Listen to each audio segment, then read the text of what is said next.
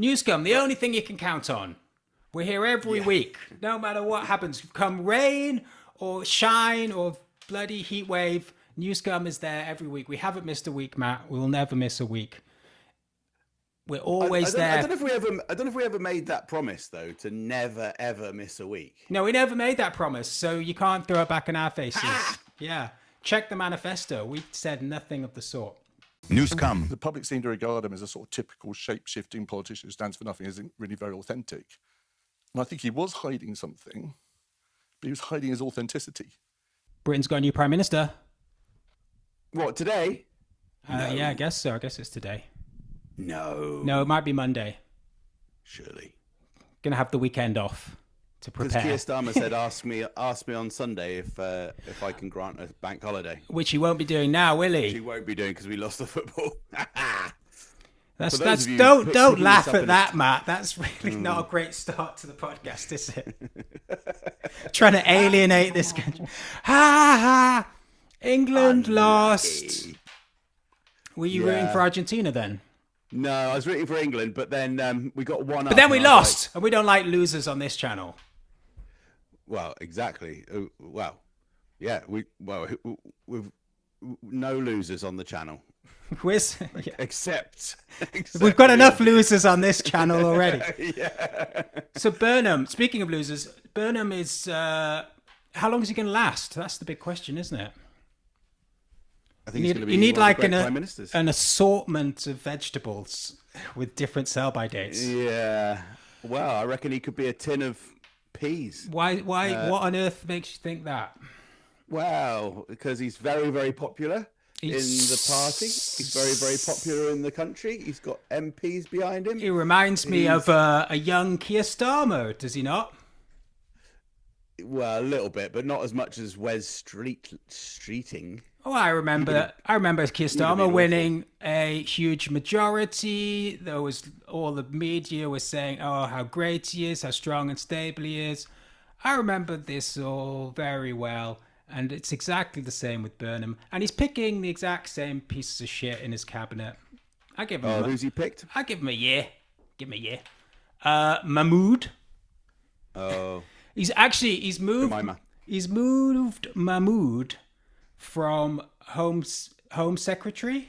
No, I'm getting confused now. It's been so long since we've done Newscum. Yeah, from Home Secretary to Chancellor. And I'm like, come on. Mahmood, she was perfect for Home Secretary. We discussed this before, right? If you're going to have a Home Secretary, yeah, then you know that you've got to have a Muslim. That was the idea, was it? Yeah. Like, look, Muslims are thin on the ground in the Labour Party, right? They're lucky enough to have one. You make them Home Secretary. You don't want to waste a Muslim down at the Treasury. It's ridiculous. So I don't know what he was thinking there. And who else has he got in his cabinet? Well, I don't think has Chancellor been decided yet. People wanted it to be Ed Miliband, but it's very. And the Americans tried to intervene, didn't they? It's very unlikely to be Miliband. Anyway, who is he going to put in? Oh, I don't know. Probably Wes Streeting. I can't remember if it's been decided. But actually, I was thinking Mahmood in Treasury is actually not a bad idea now. Maybe I'm thinking that what he could be doing is so. Obviously, the big problem in this country, that a lot of people think the reason that services aren't funded and the country's in a real state is because of Muslims. So why not make an actual individual Muslim the actual reason for it? And then everyone can be happy. So Mahmood is going to be in the Treasury cutting services, and she is a Muslim. It's perfect. Oh, right. So everyone will just blame one Muslim. Yeah, we can focus the hatred on all Muslims onto this one Muslim. Dear. I mean, it's kind of genius by Burnham. Yeah. So Mahmood is almost making herself like a Christ-like figure attracting all the. Well, I the don't pain. think Christ is probably not the best choice. Nailing herself up on a cross to save our sins. But yeah, I mean, if Burnham's going to last, he's going to have to do something drastic, I think. Yeah, yeah. How long do you think he's going to last? I mean, Starmer lasted 2 years, and he was shit. That's true, actually. He didn't make a connection with the country, did he? As soon as you've got incumbency, you've got quite a lot of advantages in terms of like the power of office. It's quite difficult to get rid of you really quickly. I mean, Liz Truss only got herself destroyed in whatever it was, 43 days, because she went up against the economic consensus. Quite spectacularly, and had no connection with the public, and seemed weird. Well, but Andy Burnham does have a connection with the public. He's going to be very mainstream on all his things. No, he doesn't have a connection. Anyway, I think, you've got two choices. You can either go against the economic consensus and you can go down very quickly, or you can stay with it and go down a bit more slowly. Your two choices. But that's the thing. I don't think there's nothing you can do about the economy is fucked, right? There's nothing that can be done about that. And obviously that means that you're on thin ice the whole time that you're prime minister. All you can do is do sort of like some kind of weird distraction from what's actually going on.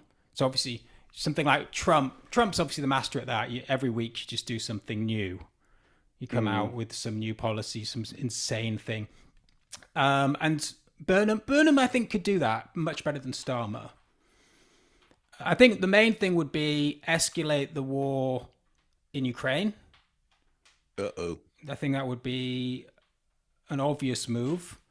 Maybe some kind of false flag chemical attack in Britain. That's first on his manifesto. Well, obviously, it's not going to be on the manifesto, Matt, is it? That's silly. Yeah. False flag terror attack in the Donbass. A big funny false flag chemical attack is on the manifesto, and then there is a false flag chemical attack, and he says, no, that wasn't us, that was the Russians. yeah. Is that not the one that's in your manifesto? No, that was actually the Russians. No. I can tell you for sure that was the Russians. Yeah, we weren't able to cost our yeah, exactly. our false flag terror bloody attack. Mahmoud and get it, guys. The responsible government, Mahmoud mucked this up. Being a responsible government, we've decided to make a U-turn and not go through with our terror attack, which would have taken £2 million out of the public purse. So the terror we focus group the terrorist attack is someone else's responsibility, and I condemn it whole-fistedly. Yeah, but the main thing, as we always talk about with these big attacks, bombings and stuff, rule number one is you don't hit the capital city, the important place where important people live. You want to hit some provincial town somewhere. And I was trying to think, where would be a good place to have this chemical attack, Matt? And I was umming and ahhing about it, weighing up the pros and cons, as I do. As you know about me, I'm a thoughtful man. And I was thinking, okay, you could do it in a... you don't want to do it in any of the major cities, right? Count those out. You want to do it in a smaller town, somewhere that's well known, though. Yes. Yeah. I was thinking it could be somewhere in the north, but then obviously nobody cares about the north. You don't want that, yeah. So I think I can see where this is going. You want to do it in a town that's where the town itself is quite beloved, quite treasured, so that people will be outraged at things being destroyed in that town. You know what I'm saying? Have you got any places come to mind? And do you think it would be a good idea to blow up a very, very, very, very minor politician from the local area, just so there's kind of official also reason? Someone who's incredibly famous from that town, notorious. Who is that chef's son? Maybe we could kill him. Oh, Michelle Thingy White, whatever he's called. We'll get him. Yeah, but something like that I think would be helpful. I mean, it could be a false flag, or it could be a sort of 9/11 type scenario where some of the Secret Service are kind of in on it. I mean, half the Russian Secret Service and the British Secret Service, they're the same people anyway, right? I mean, we're all on the same team at the end of the day. Yeah. So, if we could just knock our heads together and we can get a chemical attack in a yet to be named town in the southwest of England, then we can it'll be good for the Russians, it'll be good for us, and then we can sort of escalate this war in Ukraine, get some more money involved, hopefully get people hyped for conscription. What Good you for want? the economy. You want people good for the manufacturing base. Of exactly. our Wartime nation. economy. It would be great. Yeah. What else could Burnham do? Failing that, what could Burnham do to stay in power? Push me down a drain. I don't know. Break my nose. Oh yeah, he could get. We could get a boat, right? And we could go around the Middle East and Africa. Yeah. We could round up all of the worst scum and villainy, all the terrorists and mercenaries, and we could take them on the boat and we could dock them at Southampton on its way to Rwanda, where we're going to put them safely. Right. But we just dock them in Southampton, and next to that boat is an identical boat Yeah. full of refugees and fully trained doctors and nurses who are willing to work in the NHS for tuppence. And the two boats are docked there together. And then we open the door of the wrong boat. And we let loose all the worst people in the world onto the streets of Southampton. And we're like, oh, no, I didn't mean to do that. It was G4S's fault. Why do we keep hiring G4S? For some reason, we have to keep doing it. And then they all go out. And then we can have another lockdown or something. Right. Anyway. Because we've released all the worst people in the world into Southampton. Yeah. So this is the second point on your. I think that advice would to Andy buy Burnham. him. That would buy him at least 3 months, I'd say, Yeah. before the leadership election. Yeah. Well, I don't know. Maybe it's going to be a jolly time. I mean, Based on what? I don't know. He seems like the don't nicest know. guy. He seems like He the seems- nicest one for a while. That is exactly what they said about Starmer. And you would have I don't know said about this. that. You would have said this. You're I so probably would- easily I probably would have manipulated. done, but let's say that I wouldn't have done. Oh dear. He's gonna burn. He's gonna burn badly. I don't know how long it'll take, but he just I mean, he comes in. It's just the innocence of it. They come in. Starmer was the same. So confident, with absolutely no plan to do anything differently. They're just like, it's gonna work now that I'm here. It's unbelievable, really. Speaking of Starmer, come on, I mean, this is why we had to make a podcast, because the main man, when I started this channel, Starmer was just put his hat in the ring to become a leader of the Labour Party. And what a journey it's been on. And so I'm glad, even if this channel hasn't really survived, I'm going to pretend it's sort of we've re-emerged for one last podcast just to see Starmer go. Because it's so satisfying. It's like at the end of a film when, I don't know, the worst thing has happened to the character and he's lost everything, and then he looks up and like his bully or like his main nemesis is there, like you haven't seen them for ages, and they just walk in, and that's us just coming in right at the end when he's at his lowest, just to laugh in his face. Is that how movies end that you've been watching recently? I don't watch Buzz Lightyear can't fly, and I don't watch the and then we Hollywood. tell I you don't can't watch. fly, Buzz. I don't watch the Hollywood shit that you watch. And then it ends. I watch. Post-credit scene is. Just... I watch highly acclaimed, Danish dramas about working class women with harrowing lives and violent husbands. And that one with the ends with them being sectioned. Yes, well, I think I know that. I think I know the film you mean. Oh yeah. Did you just make that up off the top of your head? There's that movie. There's quite a few of them. Oh, I was thinking It's a bit of a genre in Denmark. Yeah, I got that impression. There's a lady who's like buying a dress or something, and the guy says that it's not in her size, and then all the women gather around and beat him to death with their umbrellas and shit. You seen that film? I think I was actually thinking of The Talented Mr. Ripley, kind of.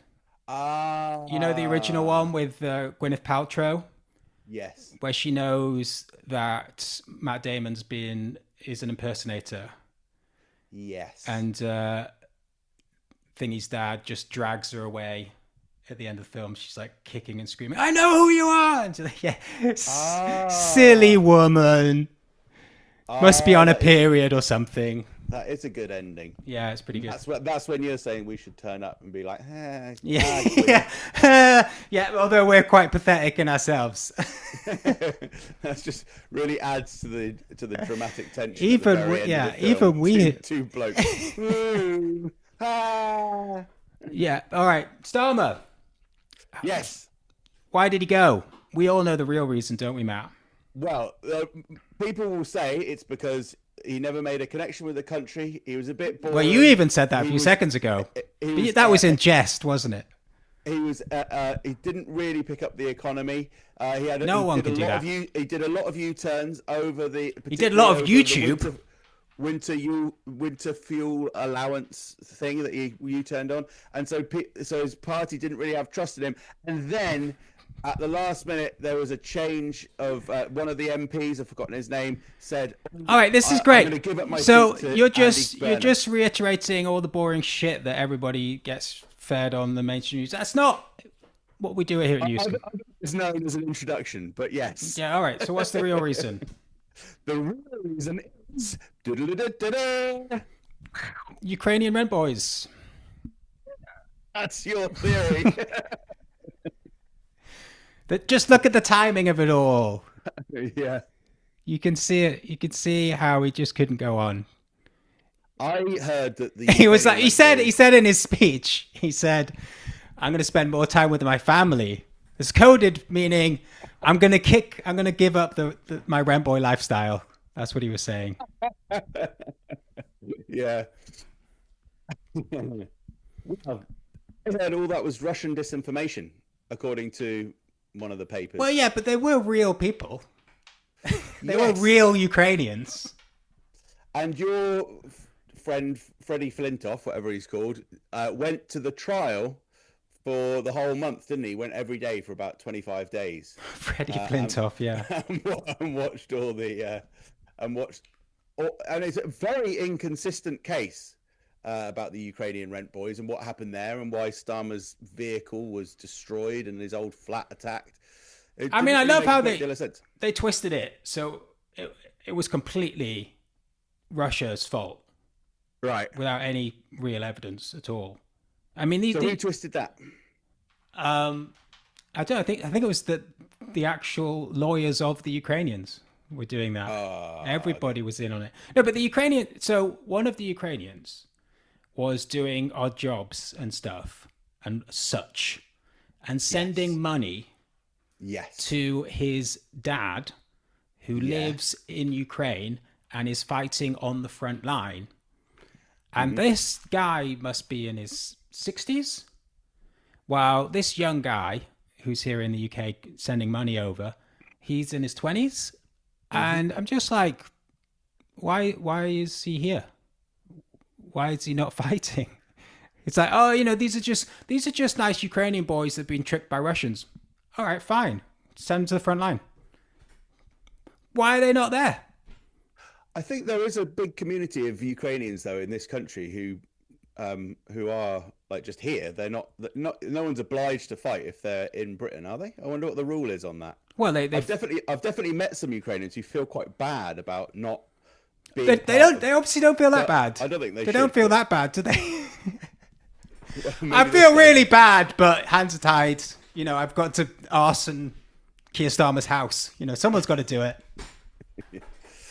Yeah. Well, no, that's the thing. It's like this. It's this sort of juggling act of like, we're on the side of Ukraine and we've got to support Ukrainian people. Even Ukrainian people here who go around burning things. They're just being tricked by Russians, And we're all supportive of the Ukrainian war, even Ukrainians who aren't fighting it, who have fled, while Ukrainians who are in Ukraine are being dragged out of nightclubs to go to the front line. That's fine. But, and it's like, my question would have been at the court case, why are these people not fucking limbless in a ditch? That would be, Your Honor, the question we've all come here for an answer is, these 3 men that are being accused of arson, why do they still have limbs, Your Honor? That's my question. What's going on here? Well, that's the thing. People don't want to talk about the reality of it. They want to just fudge everything. And it's like, everything's fine. We welcome all Ukrainians here. That's okay. But in Ukraine, they have to fight the war. But let's not talk about the actual reality of war, because that might make people feel a bit sad and not support the war so much. Yeah. I think I would just say that a lot of Ukrainians will have come over well before. Not these ones. These are very. These guys. These are very young. Yeah, it is odd, isn't it? So was there any answers then that came up from the court case? What about why they have their limbs? No, it wasn't even brought up. The impression I got was that from reading, what's he called? Thingy Flintoff. Crispin Flintoff. Crispin Flintoff. From reading his stuff, is that there was just loads of questions that weren't asked or answered in the whole thing, including like who the guy was called. I think someone was called L Money. It sounded like a. All right, the L Money thing is fairly a real name. Fucking off. Yeah, it's obvious, right? His name was L or EL. That's what he went by, and the guy had him in his WhatsApp, because you obviously in WhatsApp you have lots of people. And you don't know who they all are, so you put in something to remind you. And L was paying him to cut off a crucial moment there. Let's move on. The point you made was your microphone. I just had a little listen back in the break, and your microphone is insanely loud as always. I assume you've got it on max, as you like to have it. It's okay though, because I'm recording both audio separately, so I can adjust it. But it's not ideal. And the point you were making was... No, whatever. Let's move on. We talked, what was Starmer something? He's gone? Starmer's gone. That was my point, I guess. No, you were saying something about the Starmer trial. Oh, yes. Cost this country an arm and a leg. Should we move on? Let's move on. It just seems unlikely though. The alternative theory that the whole Ukrainian we were talking about the Ukrainian rent boy case. Yeah. Which it seems a bit far fetched, the rent boys. I will grant you that. But the official narrative, as you say, Crispin Flintoff went to the court case and sort of sat through it day by day. It also doesn't make any sense. No. It was like, why would any Russians want to bomb a old car or whatever? I know, yeah. But I think I did correspond with you about this, and I do think that could be part of deterrence. Like, you show that you can blow up a particular thingy. I mean, it shows weakness to me. We can get your second-hand car that you sold 5 years ago. We're close. Yeah. We're very close, Starmer. We're hot on your heels. We just got to get through a few more receipts. There were definitely a few occasions where the IRA were like, kaboom, next to the Prime Minister's house, and they didn't really want to kill the Prime Minister, but they were like, we can. And so I wonder if that's like the strategy behind what the Russians are doing there. To do what? Well, it's just a bit like sort of fuck off, isn't it, to the West?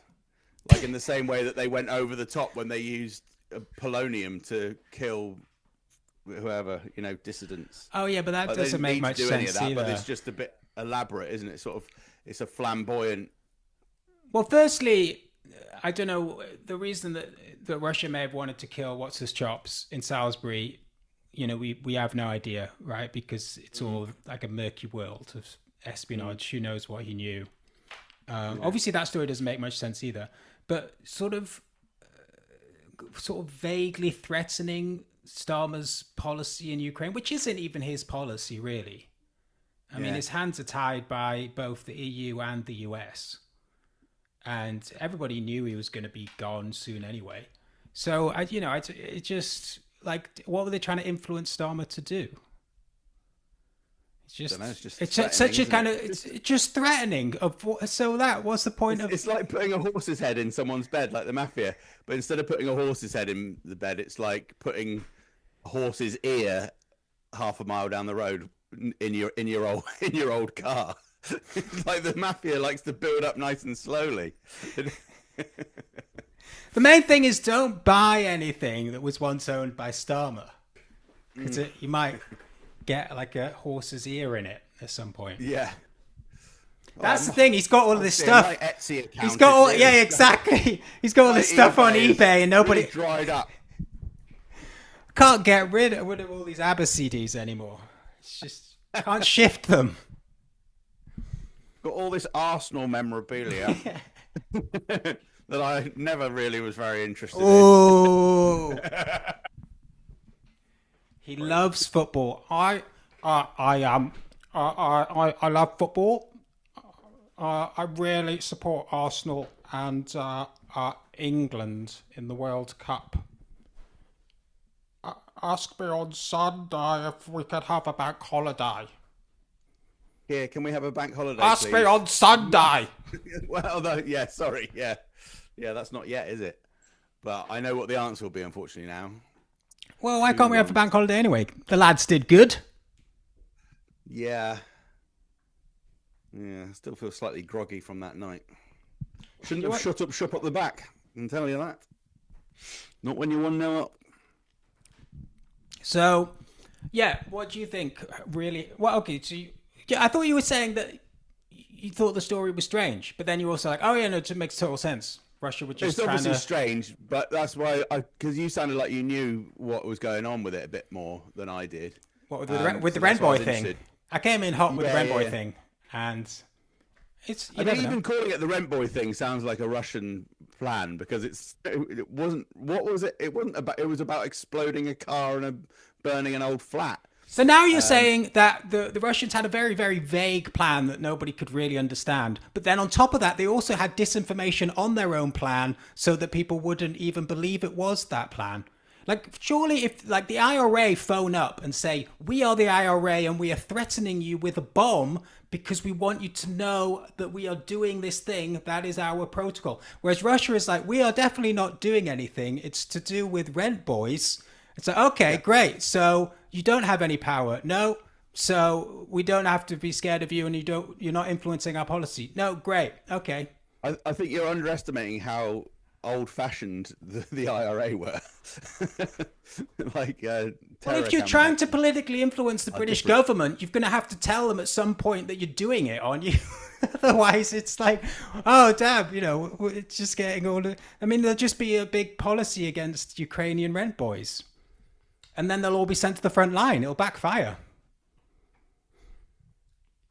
I think it's just being a bit spooky. That was my impression. It's just Russia being a bit spooky to the... Well, it's a powerful argument. Yeah, it's not a powerful argument. That's just a suggestion. I do think, though, that you have this confusion. I mean, it's the sort of thing where basically 20 years ago, before social media and stuff, all you would have had was the official story, which was kind of batshit crazy, but what are you going to do? And then you would have some plucky investigative journalist over like 20 years would come up with the actual thing. And then when, years after the Ukrainian war was over and everything, and they'll be like, oh, actually, it was this all along. And people are like, oh, who cares? But now what you have is you have the official narrative being released, and then in real time, it's being critiqued online. And I'm sure some of the stuff that's coming out online is true, and some of the stuff isn't true. But people then say, well, that's the problem with social media. It's all that fake news. It's like, well, yeah, but if the fucking mainstream narrative was true in the first place, it wouldn't be such an issue. The problem is that all the narratives are full of shit. And so it's incredibly difficult to make any sense of what's going on. Yeah, it's strange how in this world we sort of think, probably for decades, probably since the 50s, and because the Americans got so good at like quantifying everything and finding out the information of everything, we sort of think that all the facts are out there in some way or another. But I think sometimes they're just not, except for like you say, perhaps in a tiny little cabal of intelligence officials in that case, and in the Skripal case. No, that's the thing. I think that's the conspiracy theory angle that anti-conspiracy theory people like to say, oh, if you're into conspiracy theories, what you think is there's a little cabal of people that know everything, and it's like, no, that's obviously stupid. The point is that that nobody's really in charge of what's going on, but there are thousands of conspiracies and contradicting conspiracies and webs of people that interact with stuff. And obviously Epstein is just a great example of that, where it's very hard to know exactly who he's working for when, and she's just one person, and there's loads of other people like him who are working against him, and sometimes with his interests and other times. And so it's like, this is a simplistic, idea with the war in Iran that, it's not in America's interest, therefore Israel tricked America. Like, Israel is one hive mind and America is one hive mind. And, one of them has got to have tricked the other one into doing something. When obviously there were loads of cross purposes and vested interests that link the two together and go against each other. And they're all vying for power and political advantage all the time. But, Israel is the classic example of where the mainstream narrative for the last 50 years has been utter garbage and disgusting and deadly and fake in every way that you can talk about, sort of fake news and spin and propaganda. And only now, through social media, have you had it where a wide enough amount of people have been able to be exposed to an alternative narrative. So that's got to be a good thing, which is why, of course, they're going to try and shut down bastions of truth like this channel. Did you see there's one of Starmer's last things he did was they're going to bring in this law. They can try and bring this thing for YouTube where they're going to promote mainstream channels on YouTube's algorithm. Do you see that? Yes, I saw it on Jonathan Cook's site where I was narrating, and it looked really bad. Like a lot of kind of promotion of mainstream narratives, but also for further criminalization of anti-mainstream perspectives. But because the idea, really doubling down on the anti-Palestine action stuff. The idea is that the main channels 1 to 5, they all have like one hand tied behind their back because they have to present like really good news, as we all know they do, and they have to do certain amount of documentaries and stuff, and they can't just be straight up commercial outlets. And so that's why nobody watches them. Because they're so good, and so they're like, well, they have to do all that because they do all that. Sorry, because that allows them to have the top 5 channels on TV. They have the prestige of being 1 to 5, but obviously that doesn't mean anything online. So that now they want to be like the 1 to 5 on YouTube, and I'm like, okay, maybe, but then I thought, not Channel 5. I mean, it kind of when they created Channel 5, they kind of gave that up. I think they broke the mold. Yeah, they were like, actually, this is all just nonsense, really. But I was going to say to you, so talking about sort of this problem with different narratives, twin narratives, competing narratives, and this kind of dividing people depending on where they get their news. Did you see the film? It came out a few years ago called "Leave the World Behind." No, what was that again? It was like a Netflix, straight to Netflix. It was during the pandemic, and it's just like one of those fucking things that came out. I think it was actually written and directed by Barack Obama. His directorial days. Oh, I think I did see it. Yeah, there was a kind of a terrorist attack, and there was a house, and so it's like a executive produced by Obama and Michelle Obama. Really weird. I don't know if they've done anything since. So there was like a family that went to stay in an Airbnb in the countryside. Yeah.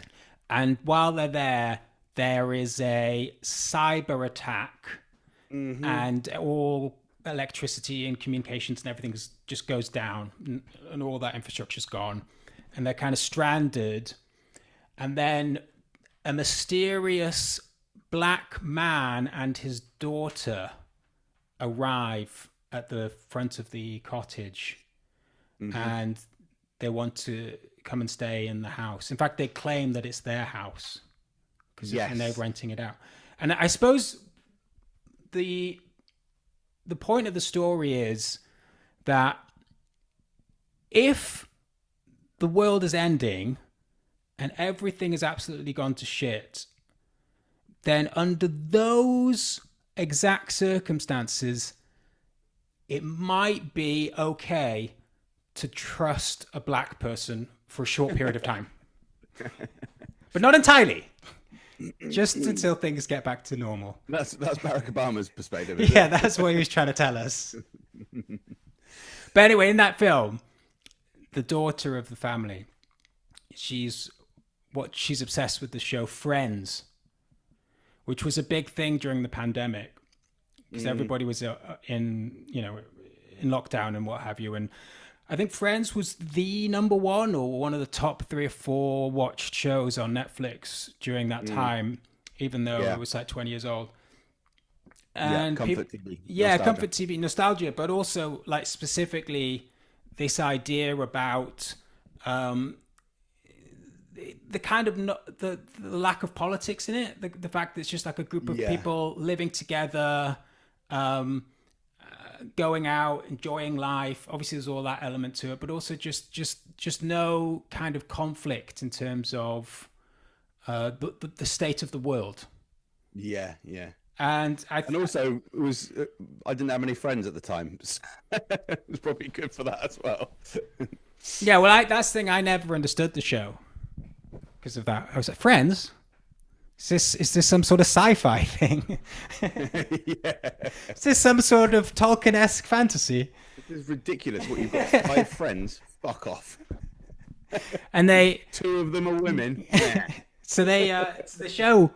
But I was thinking, so why is it nostalgic, and why could it not work today? And I was thinking, well, all you have to do is look at the Friends, and you just track what would have happened to our good friends had we been able to see them live through the 21st century up to 2026.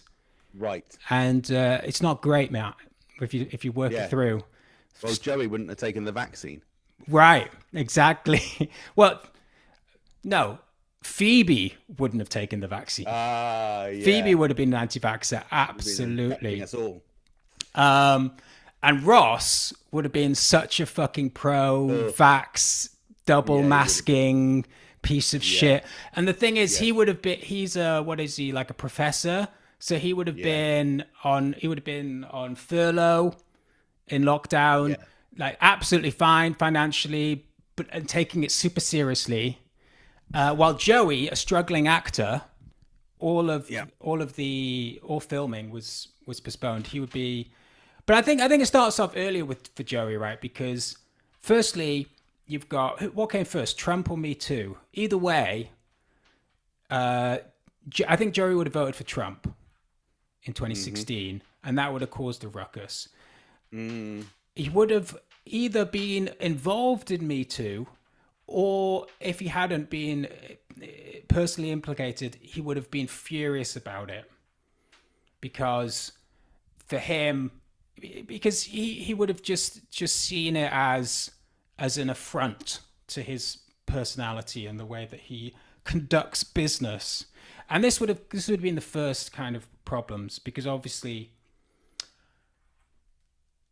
Ross would have, well, all of them would have hated the fact that he voted for Trump. And then, of course, you got the pandemic, and he would have been anti-lockdown, anti-vax. And mainly, Phoebe would be anti-vax, which would be the big one. I don't know about Chandler. I think he would have tried to be a peacemaker, which would have been the worst position. He would have been hated by everyone. Yeah. And then, of course, you'd get on to Israel-Palestine. And Ross would be massively pro-Israel, as would Monica. Actually, Monica might not be. That's we can have another split there. I'm trying to get them all. None of them would be friends. Is the main thing. Even the siblings. One of the new series called "None of Them Would Be Friends." Yeah, one of them's already dead because of ketamine addiction. Exactly. And they just meet on Zoom during the pandemic to argue about things.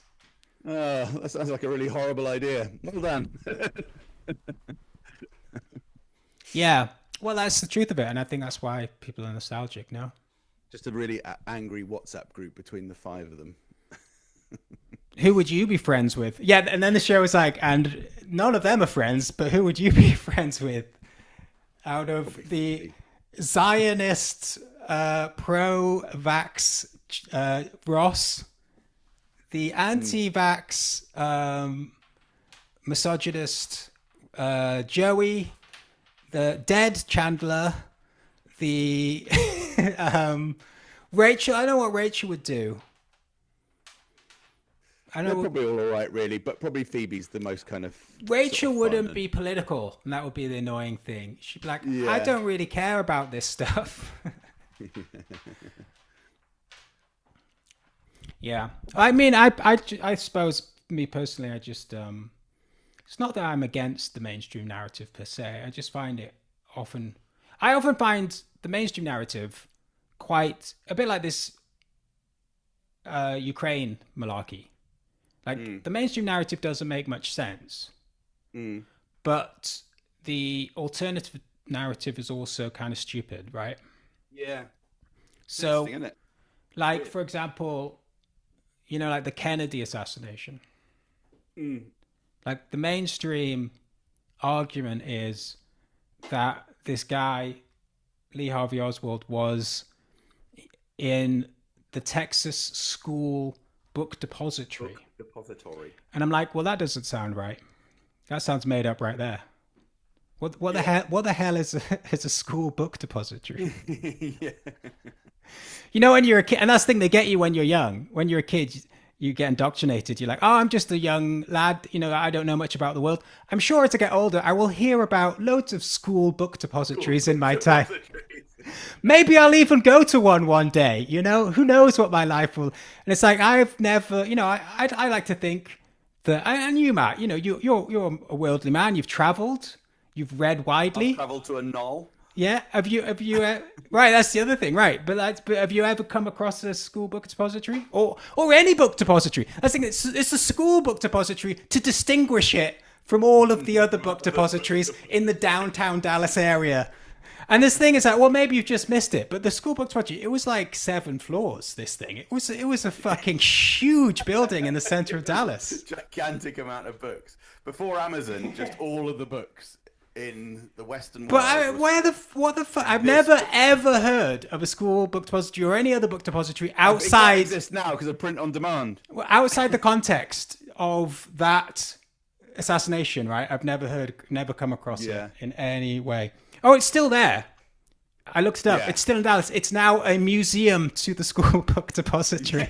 Yeah, that's definitely never. But you're right. The other thing, right? So the alternative narrative, there was another guy at the grassy knoll. I'm like, come on. You're just making it up now. What the fuck is a grassy knoll? And it's like, grassy knoll, again, to distinguish from the gravelly knolls and the concrete knolls, the plastic knolls. Oh man, Dallas is just full of knoll. It's just, you can't walk be tripping over a knoll. Downtown Dallas, the knoll problem. Yeah, so that's why I just think it's all made up. Grassy knoll. What the fuck is a knoll? But everyone's like, oh yeah, the grassy knoll. Yeah, of course. Whatever. Yeah, you say it. Where have you seen one? Where have you ever heard one ever mentioned? Never. Yeah, it's either a hill or it's a field. No one's ever. Have someone in between that. But no, it's no. Like, who came up with that? And the rifle was a Mannlicher rifle. Oh, really? That doesn't sound very. No, really... that sounds wrong. Is that a real rifle? Give me a gun. I don't know about rifles. What do I get? I'll get a Mannlicher. She shot him with the Mannlicher rifle from the grassy knoll. Case closed.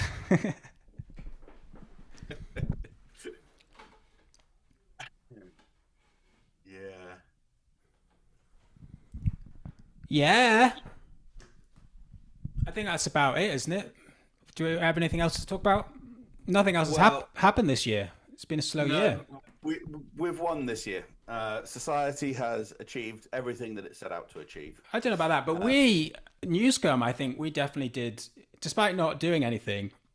I think We've got a like and subscribe up here, look. Oh yeah, like and subscribe and comment on the... Subscribe and comment, it says, on Dan's wall. It says like up there somewhere. And like up there as well. Yeah, do that. Please do it. Please do it. Very high tech. Is that your bike in the background? It's bike and like. It's one of my many bikes. Hey. I have quite a fleet. Hey. And what's that? Is that a door that you've got just there? This? Yeah. Yeah, it's a door. Door. It's got slats in it.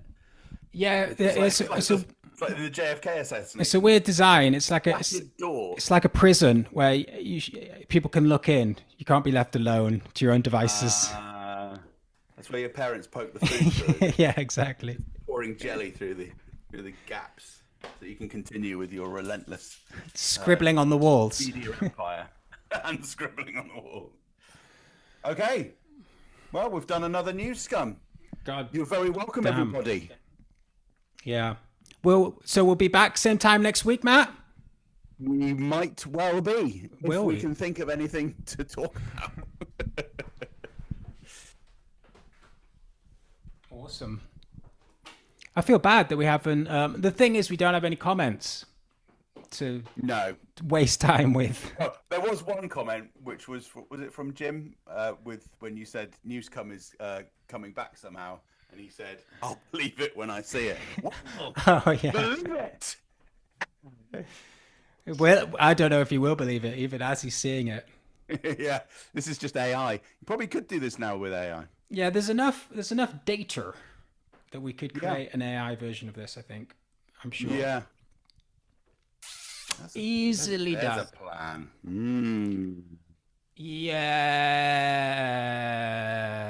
Yes, we will. If and when we do the next episode of Newscum, we will do the comments to this episode. So do leave a comment.